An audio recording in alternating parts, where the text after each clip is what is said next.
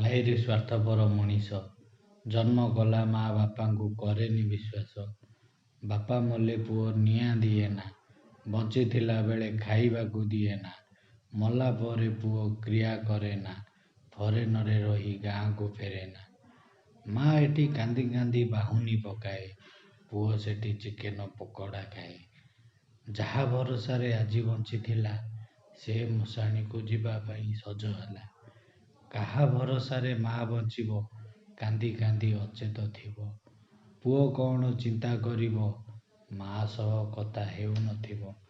ଜନ୍ମ କଲା ମା ପଚାରୁଥିବ, ପୁଅ ମୋର କେବେ ଆସିବ।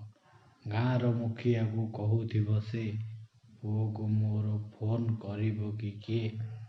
ପୁଅ କ'ଣ ମୋର ଜାଣିନି, ତା ବାପା ଆଉ ଫେରିବନି। ଗାଁର ମୁଖିଆ କହିବ ମାଉସୀ, ତୋ ପୁଅ ପହଞ୍ଚିବ କାଲି ଆସି। ଶବ ରଖି ପାରିବୁନି ଆଲୋ ମାଉସୀ, କାଲିକି ଶବ ହୋଇଯିବ ବାସି। ମା'ର ମନକୁ ବୁଝୁ ନଥିବ, ବାହୁନି ପକେଇ ସେ କାନ୍ଦୁଥିବ। ବହୁତ ବୁଝାଇଲା ପରେ ସ୍ୱାମୀକି ଛାଡ଼ିବ କୁକେଇ ସାଙ୍ଗରେ।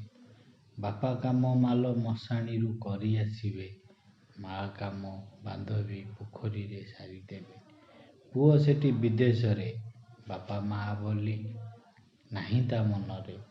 ସବୁ ଜାଣି ଶୁଣି ସେଠି ରହିଛି, ଟଙ୍କା ପାଇ ସମସ୍ତଙ୍କୁ ପର କରିଦେଇଛି। ଗାଁର ମୁଖିଆ ଯେବେ ଫୋନ କଲା, ଆସିବା ପାଇଁ ରୋକ୍ ଠୋକ୍ ମନା କଲା। କହିଲା ମୁଁ ଯାଇପାରିବିନି, ବାପା ମା ବୋଲି କିଏ ଜାଣିନି। ଗାଁ ମୁଖିଆ ସବୁ ଶୁଣିଲା, ତା ମା'କୁ କିଛି ନ କହିଲା। ତା ମା ଯେବେ ପଚାରେ ମୋ ପୁଅ ଆସିବ, ମୁଖିଆ କୁହେ ତୋ ପୁଅ ଆସିବା ଦୂର ହେବ। ଜନ୍ମ କଲା ମା ଛାତିରେ କୋହ ଧରି ବ୍ୟସ୍ତ ହୁଏ, ବାପା ମୁହଁରେ ନିଆଁ ଦେଲୁ ନାହିଁ, ହେଲେ କ୍ରିୟା ଟିକେ କରିବା ପାଇଁ। ଦିନ ପରେ ଦିନ ଗଡ଼ି ଯାଉଥାଏ, କ୍ରିୟା କରିବା ସମୟ ପାଖେଇ ଆସୁଥାଏ। ପୁଅ ବାଟକୁ ମା ଅନେଇ ବସିଥାଏ, ପୁଅ କିନ୍ତୁ ଫେରୁ ନଥାଏ। ପଚାରିଲା ଗାଁ ମୁଖିଆକୁ, ପୁଅ ଫେରିବନି ବୋଲି କହିଥିଲା ତୁମକୁ। ମୁଖିଆର ଆଖି ଓଦା ହୋଇଗଲା, ଜନ୍ମ କଲା ମା ଆଗରେ ମିଛ ନ କହିଲା। କହିଦେଲା ସେ ସବୁ ସତ କଥା, ମା କହିଲା ଜାଣିଥିଲି ମୁଁ ଏକଥା। ଜନମ ଦେଇଛି ମୁଁ ତାକୁ, ଚିହ୍ନିଛି ଆଗରୁ ତାକୁ। ବାପା ଥିଲାବେଳେ ଖାଇବାକୁ ଦେଲାନି, କେବେ ବି ଟିକେ ପଚାରି ବୁଝିଲାନି। ପର କରିଦେଲା ଆମକୁ, ବାପା ଚାଲିଗଲା ଝୁରି ଝୁରି ମଶାଣିକୁ।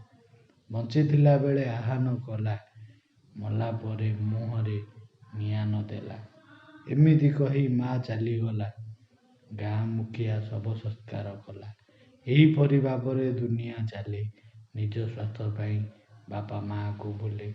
ଯିଏ ଦିନେ ଦୁନିଆ ଦେଖାଇଛି, ଆଜି ସେ ଅନ୍ଧାରରେ ପଡ଼ିଛି। ହାତ ଧରି ବାଟ ଚଳେଇଛି, ଆଜି ସେ ଗୋତରି ଚାଲୁଛି। ତା ପାଖେ କେହି ରହିଲେ ନାହିଁ, ମଲାବେଳେ ତୁଣ୍ଡରେ ପାଣି ଟିକେ ଦେବା ପାଇଁ। ହାୟରେ ବିଧାତା ଏଇ କୋଉ କାହାଣୀ, ପଢ଼ିଲେ ଆଖିରୁ ବାହାରେ ପାଣି। ଏମିତି କଷ୍ଟ କାହାକୁ ନ ଦେବୁ, ସଂସାର ପ୍ରତି ଟିକେ ନଜର ଦେବୁ। ହେ ପ୍ରଭୁ।